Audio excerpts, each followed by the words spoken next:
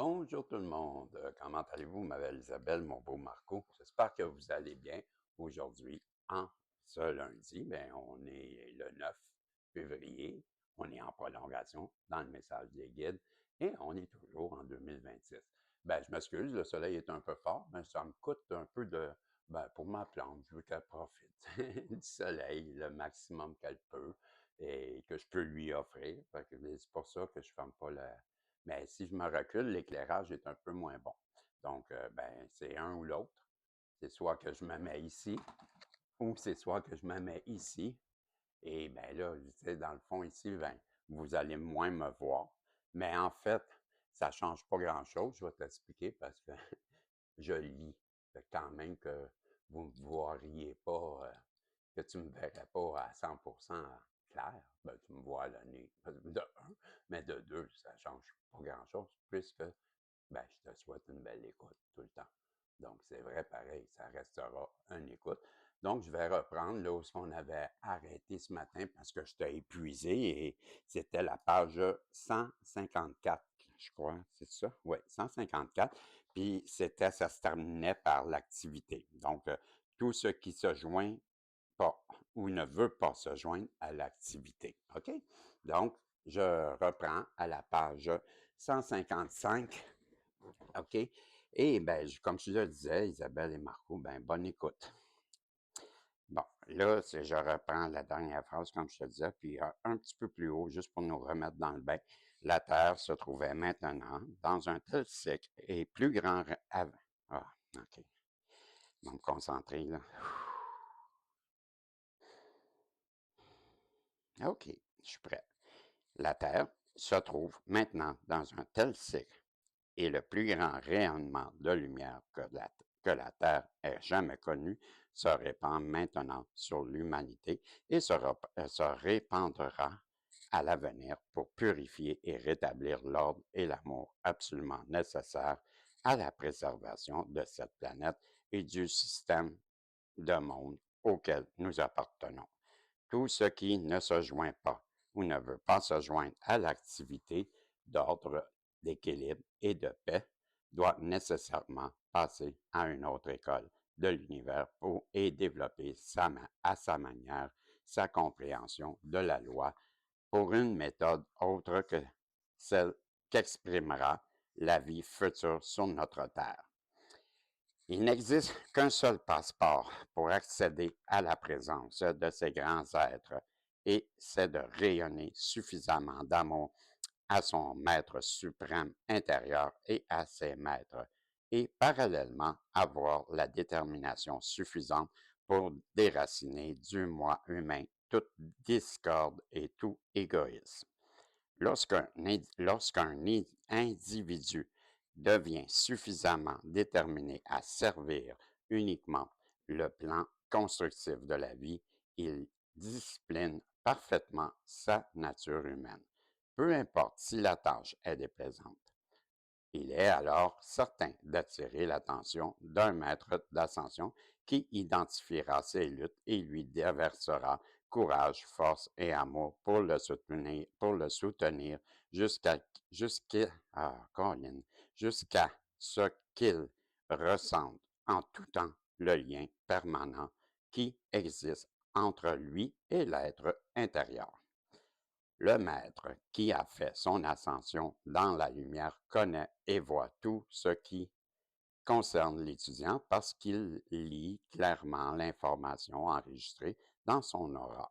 Celle-ci révèle le niveau d'avancement du disciple, ses points forts ainsi que ses faiblesses. Le maître d'ascension est le mental omniscient et l'œil de Dieu qui voit tout et rien ne peut lui être caché.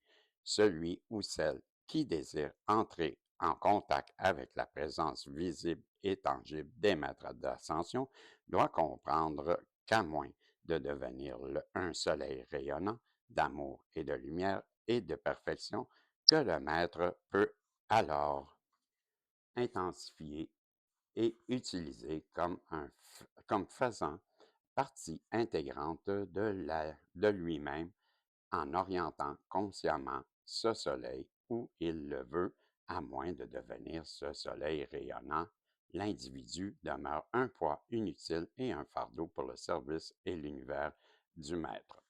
Si l'étudiant ne veut pas discipliner ou ne fait pas ce qu'il faut pour discipliner son moi personnel afin de devenir calme dans son mental, paisible et aimant dans ses sentiments et fort dans son corps, alors il n'est pas de la trempe de ceux qu'un maître d'ascension peut employer dans le service surhumain qui est le sien.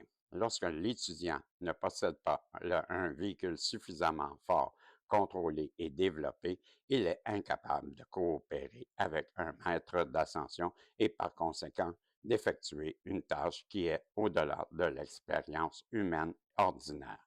Si l'un de ces êtres parfaits acceptait dans son champ de service un étudiant ne possédant pas de telle qualité, il ferait la même erreur que celui qui construit une machine ou une maison avec des matériaux imparfaits. Évidemment, ce type de construction ne supporterait ni les tensions intenses d'une tâche urgente, ni une utilisation prolongée. Ce ne serait donc ni de la sagesse, ni de l'amour, ni de la compassion que de soumettre quelqu'un à des activités pour lesquelles il ne possède ni la formation, ni la force. Puisque les maîtres d'ascension sont le summum de la perfection, ils ne feraient évidemment rien qui soit juste, aimant et sage. L'attitude de celui qui désire œuvrer en collaboration consciente avec les maîtres d'ascension ne devrait pas être j'aimerais les rencontrer pour qu'ils m'instruisent, mais plutôt je vais tellement me purifier, me discipliner, me perfectionner, devenir une fontaine d'amour, de sagesse et de puissance divine que je pourrai les aider dans leur œuvre et ainsi je serai automatiquement dirigé vers eux. Je vais aimer avec tant de constance et de plénitude et de façon tellement divine que l'intensité même de la lumière en moi ouvrira la porte pour qu'il m'accepte. Mon fils, la correction du petit moi et la maîtrise des forces qui agissent dans la conscience humaine n'est pas le travail d'un court instant, ni la voie de la facilité, de la léthargie ou de la satisfaction d'un petit égo. Parce que chez la plupart des humains, le sens ou le sang, les sens ont une tendance aux accès et l'individu se rebelle furieusement à l'idée de mettre un frein à sa nature inférieure, ce qui est pourtant impératif s'il veut pouvoir gouverner correctement ses forces qui opèrent en lui, particulièrement ses sentiments et ses émotions, de façon à ce que ceux-ci agissent et soient utilisés uniquement sous l'autorité consciente de son mental divin. Le dicton «beaucoup sont appelés, mais peu sont élus» est très vrai.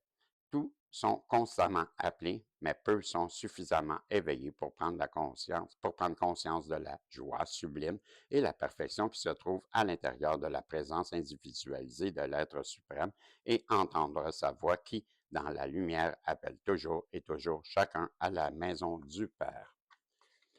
Tout individu sur Terre est libre à chaque instant de se mettre debout et d'aller vers le Maître éternel, l'être suprême en lui, pourvu qu'il tourne le dos aux créations des sens humains et maintienne son attention sur l'unique source dans tout l'univers dans laquelle provient paix, bonheur, abondance et perfection. Il existe un moyen pour que tous entrent en contact avec les maîtres d'ascension. Il faut penser à eux, les appeler et leur présence d'amour répondra à toute demande. Mais le motif de l'appel doit être l'amour de l'être source, l'amour de la lumière, l'amour de la perfection. Si l'appel est vrai, déterminé et constant, l'étudiant recevra une lumière de plus en plus grande parce que la lumière connaît les siens et qu'elle se donne constamment et inconditionnellement en tout temps. Demandez et vous recevrez. Frappez et vous sera ouvert. Cherchez et vous trouverez. Appelez la lumière et les maîtres d'ascension vous répondront parce qu'ils sont la lumière de ce monde. Lotus a servi comme prêtresse au temple de Miltla avec vous et votre fils pendant 40 ans. Grâce à l'union de vos efforts, les différentes cités de ces colonies ont pu atteindre un haut degré de perfection. Vous avez implanté des manufactures et dirigé l'agriculture jusqu'à ce que la prospérité règne sur ce territoire. Le chef Inca a reçu la révélation du moment où son pèlerinage terrestre et son service dans cette civilisation devraient prendre fin. C'est alors qu'il vous convoqua tous les trois chez lui, et que d'autres furent nommés à votre place. Puis, comblant votre peuple de bénédiction et d'amour, vous lui avez dit adieu. À votre retour chez vous, le roi fut grandement surpris de voir qu'aucun de vous n'avait vieilli durant votre longue absence. Votre expression de jeunesse était le résultat d'une formation reçue durant votre enfance et fut pour l'Inca une preuve supplémentaire que ses enfants lui avaient été divinement envoyés en réponse à sa prière. Son cœur était constamment rempli d'une profonde gratitude envers l'être suprême pour les bienfaits qu'il dispensait sur ses enfants, sur son peuple et lui-même. À ce stade-ci, c'est à ce stade-ci, alors que Saint-Germain décrivait nos existences incas, des images vivantes commencèrent à se former dans l'atmosphère devant moi, révélant les couleurs et les activités d'alors. Cela dura environ 3 heures. Il me révéla ces anciens événements sous forme d'images vivantes et réelles du Pérou et de Mitla. Le chef Inca convoqua les 14 êtres de la Cité d'Or en vue de l'événement le plus important de son pèlerinage terrestre. Il savait que l'heure de son départ approchait. Il fallait transférer les affaires de l'Empire à son fils aîné, qui allait nommer son successeur lors du banquet. Pendant des siècles, le palais fut renommé comme étant la construction la plus splendide de l'époque grâce au fait que, durant tout son règne, le roi disposait d'énormes ressources. Il vivait constamment en communion étroite avec son maître suprême intérieur et il disposait ainsi une opulence colossale. L'intérieur du palais était abondamment décoré, or pur, serti de pierres précieuses dans les chambres privées de la famille royale et représentations du soleil utilisées un peu partout pour rappeler constamment la présence de l'être suprême en chacun. La salle du banquet était meublée de 5 tables en jade sculpté. Le pied était en onyx blanc et chacune pouvait accueillir 20 convives, à l'exception de la table royale qui en accueillait 16. Les 14 êtres de la Cité d'Or, le roi et le maître Saint-Germain, connus alors sous le nom de fils Uriel. Les chaises de la table royale étaient en or et finement décorées de splendides plumes d'autruche aux couleurs magnifiques.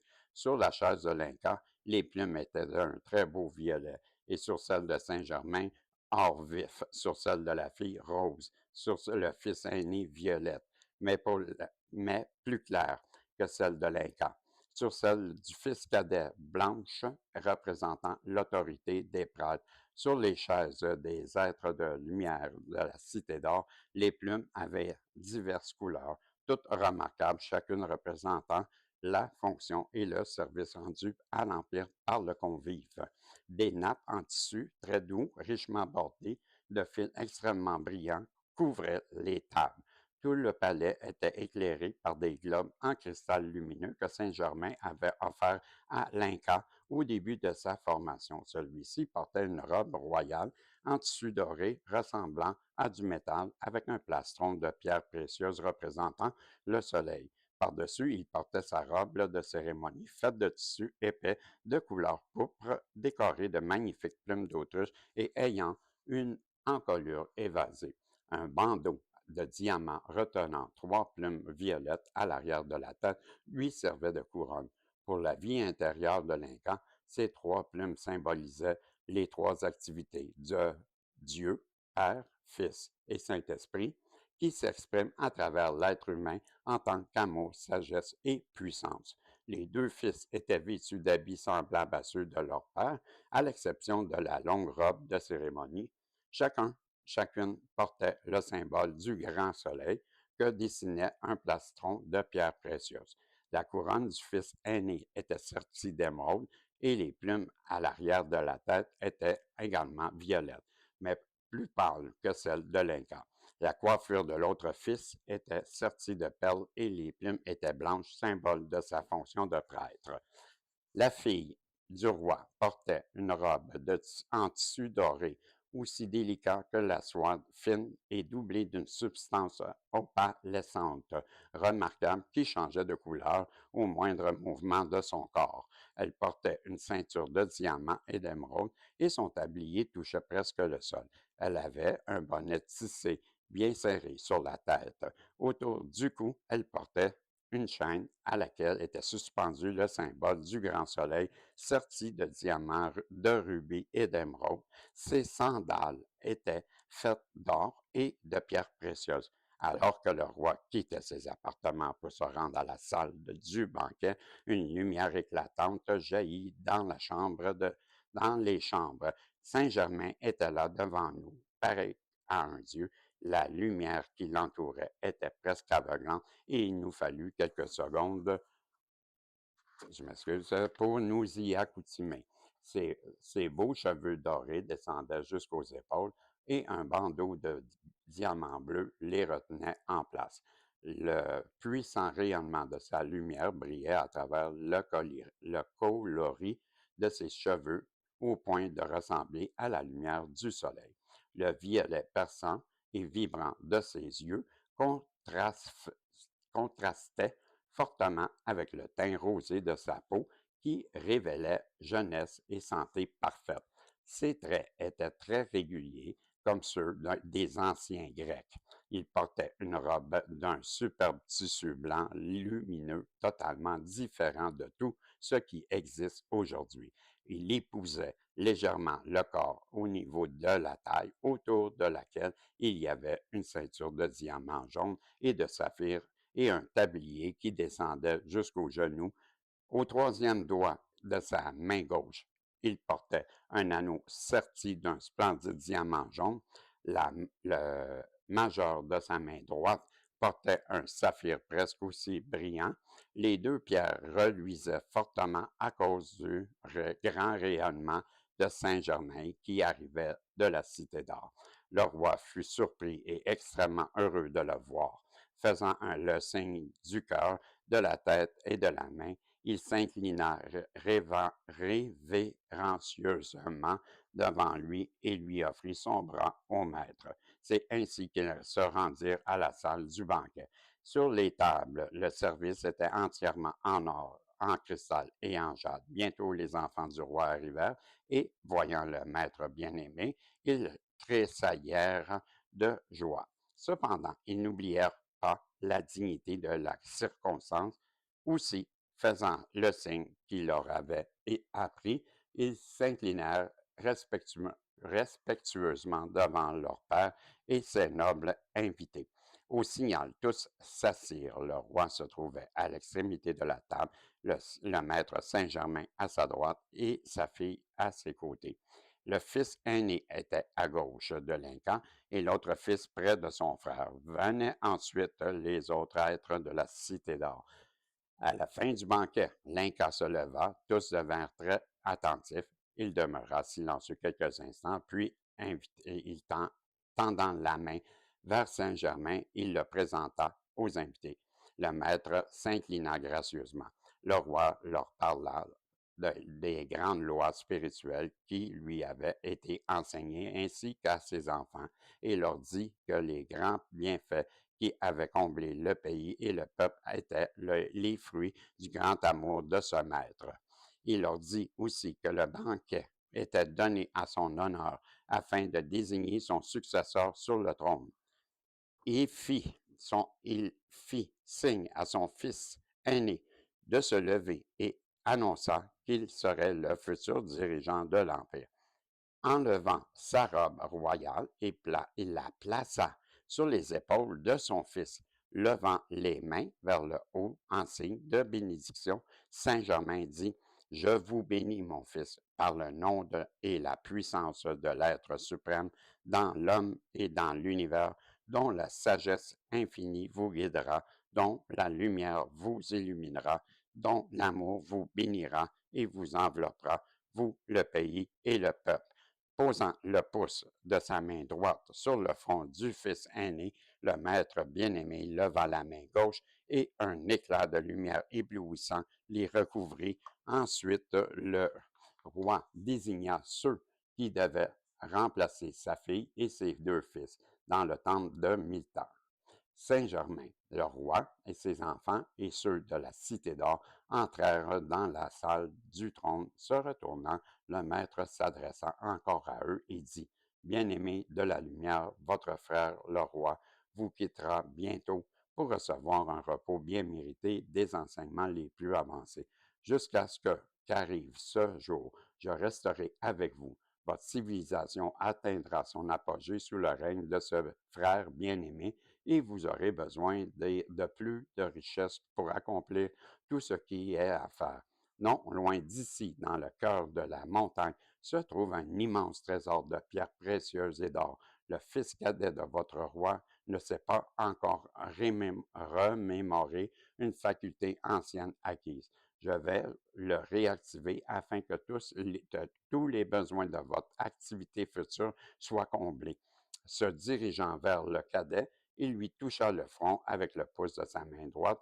Son corps tressaillit et sa vision intérieure s'ouvrit.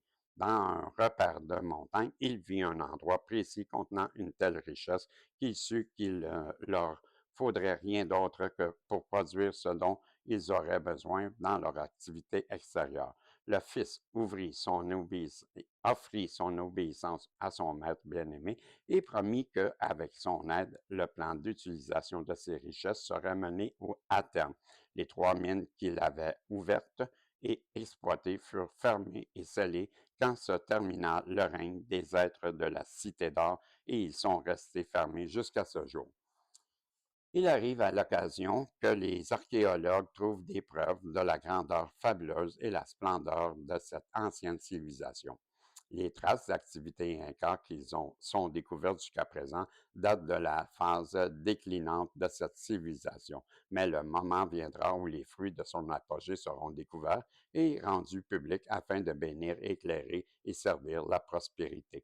Le lendemain, des messagers furent envoyés aux principaux centres de l'Empire pour annoncer l'ascension sur le trône du fils de l'Inca. Cependant, depuis son séjour à Mita, sa réputation l'avait précédé parce qu'à l'époque où il y servait, sa sagesse, sa noblesse de caractère et son sens de la justice étaient connus à travers le royaume. Quelques jours plus tard, le fils cadet demanda à l'ingénieur en chef de préparer le matériel, les hommes et les équipements pour gravir la montagne et ouvrir la mine qu'il avait vue grâce à sa vision intérieure. Quand ils furent prêts, le fils se tint à l'écart et centra fermement son attention sur Dieu individualisé en lui, sachant qu'il ferait infailliblement diriger et qu'il serait infailliblement dirigé pour localiser la mine et que ainsi il n'aurait ni problème ni retard pour se rendre directement à l'endroit qui lui avait été montré. Il mit un grand nombre d'hommes au travail et en 60 jours, la mine était suffisamment ouverte pour qu'il localise le filon d'or le plus riche jamais découvert en Amérique du Sud jusqu'à ce jour. La découverte et l'exploitation de cette mine nous sont parvenus sous forme de légendes populaires. Après cet exploit, le fils cadet revint chez lui, chaudement acclamé par le peuple. Son père Saint-Germain, son frère aîné et sa sœur lui donnèrent leur bénédiction. La mine se trouvait à une altitude de 2400 mètres et pendant que le fils du roi vivait là-haut, il devint très sensible à ce qui produit toujours il devint très sensible, ce qui se produit toujours à haute altitude. À son retour au palais, il ressentit distinctement que le moment du grand passage approchait pour l'Inca. Il savait que son décès était proche. Le jour du couronnement du fils aîné arriva, à partir duquel il assumait légalement et publiquement les responsabilités du royaume, la famille royale demanda à leur ami et maître bien-aimé de couronner lui-même le nouveau monarque, ce qu'il accepta gracieusement. Les grands préparatifs étaient terminés, la cérémonie était rendue au moment crucial du couronnement, mais tout le monde remarqua que Saint-Germain ne fit aucun effort pour prendre la couronne. Tout à coup apparut un jaillissement de lumière éblouissante. Devant eux se tenait un être extraordinairement beau. Hey, extraordinairement beau. On aurait dit une jeune fille de seulement 18 ans, mais ses yeux étaient de sa présence. Encore,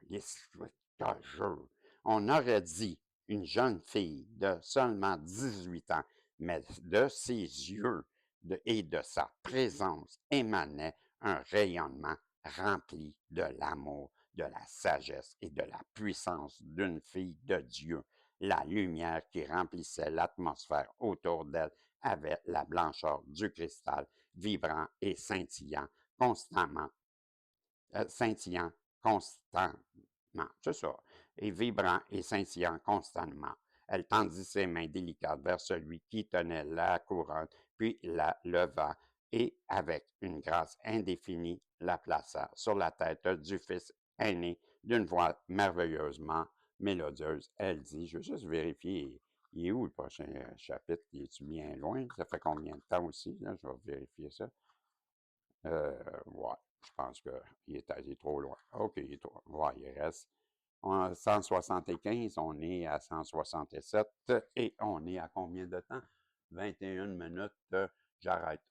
Ça va être trop long, les amis, parce que hey, ben, c'est quasiment 10 pages et ça me prend quasiment 15 minutes lire 10 pages. Je me connais, là. Donc, ben, je vais arrêter et on sera rendu à la page, j'ai terminé la page 166 sur les mots d'une voix merveilleusement mélodieuse, elle dit. Donc, à la page 167, on sera rendu au frère bien-aimé. OK? Donc, je vous laisse là-dessus, mes amis, et je vous dis, ben, on se revoit dans ma guidance en prolongation. Je ne sais pas si je vais en faire deux ou une, mais en tout cas, c'est sûr, j'en fais une, et ça sera le classique, bien entendu, vous aurez compris. Je vous salue, mes amis, et je vous aime. Vous êtes important pour moi, vous savez, vous qui écoutez ce message de guide, à quel point je vous apprécie et que je vous aime, parce que vous êtes ces personnes qui cherchez toujours à élever votre lumière et vos vibrations d'amour, tout comme je fais, pour qu'on puisse un jour vivre dans une belle harmonie, tout le monde ensemble. Merci de votre travail que vous faites de lumière et je vous dis salut et lâchez pas, je vous aime. Bye bye. On se revoit si Dieu le veut. Salut.